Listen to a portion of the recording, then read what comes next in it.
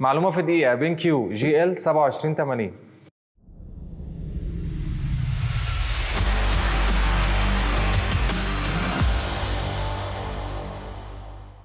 الشاشه اللي مع حضراتكم النهارده بتيجي بمقاس 27 بوصه بدقه فول اتش دي. مش بس كده، الشاشه كمان بتيجي بفول ار جي بي. يعني ايه؟ يعني الشاشه دي هتكون الوانها واقعيه اكتر من اي شاشه ثانيه. مش بس كده، كمان بتيجي بتردد 75 هرتز. يعني لو حضرتك مش بس هتحتاجها في شغل الجرافيك، كمان ممكن تحتاجها في الجيمنج، لان هي هتبقى كويسه جدا وفيها سلاسه اكتر بكتير من الشاشات ال 60 هرتز. كمان الشاشه بتعمل بتقنيه الاي بي اس ال اي دي. كمان لو حضرتك مش هتشغلها في الجيمنج او هتشغلها في الجرافيك، ممكن تشغلها تلفزيون عادي جدا، وهي كمان مريحه للعين عن طريق ان انت توصلها بريسيفر عن طريق كابل الاتش دي.